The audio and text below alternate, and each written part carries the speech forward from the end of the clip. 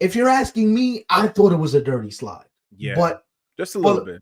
For the modern era, I thought it was dirty. But here's why I'm going to say that. If you're talking about 90s baseball, 80s baseball, that's a play on and we keep it moving, right?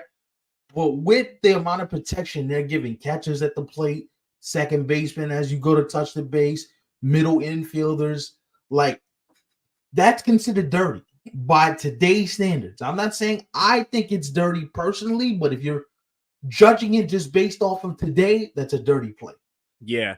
And I think that's exactly why the Mets retaliated by throwing behind his back, which I think the following day was it, right? Mm-hmm. And listen, man, that's completely normal to me. I mean, I remember seeing stuff like that growing up. I'm sure you did too, Steph. And like now that same guy who did something wrong, we get into him. Speaking of the Mets, I remember when Noah Syndergaard threw behind Chase Utley when Chase Utley broke Miguel Tejada's leg. You remember that? Oh, Ruben Tejada, yes. Tejada, yes. Right, yeah. I remember that, yeah. So, yeah, here's the other thing, too, and I'm going to say this, man. Enough with the histrionics. Yo, hold me back. Yo, if you really want to smoke with the dude and he's barking at you, get up and punch him in his face. You know where that actually happened? You saw the benches clear in that game between the Rays and the Blue Jays, I believe. Yeah, your boy got mushed. I was like, damn, bro, you have to do that. See, but if you go and do all that, yeah. Throw up them dukes, B, and let's get it pop. Know what I mean? Because you ain't gonna sit there in my ear and go, yo, oh, you doing all that talk. And then Rhys Hoskins, you look like a sucker because you out here doing this. When he screamed on you, when you got up, all you did was walk back to the dugout. If you really want to smoke after he just finished yelling at you, lay it back. First at bat in yesterday's game, he's getting one in the ribs. I'm not even giving you a pitch to hit. You're just gonna take first base. You get one in the ribs real quick. It's not even, we're not having a conversation about anything because you can't do all that talking and all the crying and all the disrespect behind your boys because you in the dugout. Right. I'd have hit him in the ribs. Or I'd have backed them off the plate. But they didn't do that. And then when you throw behind the dude because you're down 9 runs, you look soft. Wow. It looks like they don't meet again anytime soon until, I mean, I'm already in August right now, just to let you guys know. So September, they probably. And actually, their last 3, the 27th, the 28th, and the 29th of September. Their last 3 games, holy crap.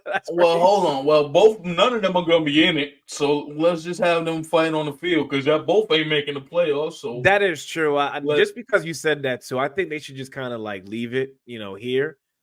Because I agree with you, Steph, and I think both of them are going to be out of it.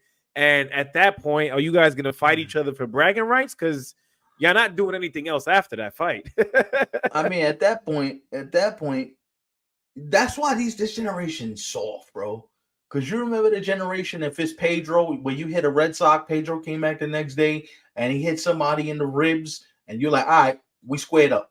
Right. It's a different game now. Granted, these guys throw harder than those guys did back then, so it could be cause of major injury. But I hit you with a nice little change up in your back pocket real quick, just to let you know, hey man, we here. And I also think with like the big difference in what guys are earning today compared to back then, I think these guys have a little too much to lose. And that's why, because there's too much money. Right. If you get suspended, what happens? You lose money. And these players, for as capitalistic as they are, they're like, I didn't get suspended for this shit. For what? Right. You know what I'm saying? I'm going to be honest. If I were in the big leagues myself, I don't know. I just feel like I would have that in me where, like, listen, man, if you go after one of my guys and I'm a pitcher, like, nobody even has to tell me. I already know, like, oh, you did what? I'm hitting your mans. Yeah, I'm hitting your mans. And listen, and most times the team will pay the fine for you. Right. Because I don't know if you remember a couple years ago, CC Sabathia cost himself a bonus because he hit a Rays player. Yes, and they threw him out of the game, and he had hit an innings limit. He would have got $500,000, and he somebody he hit somebody, he loses the $500,000.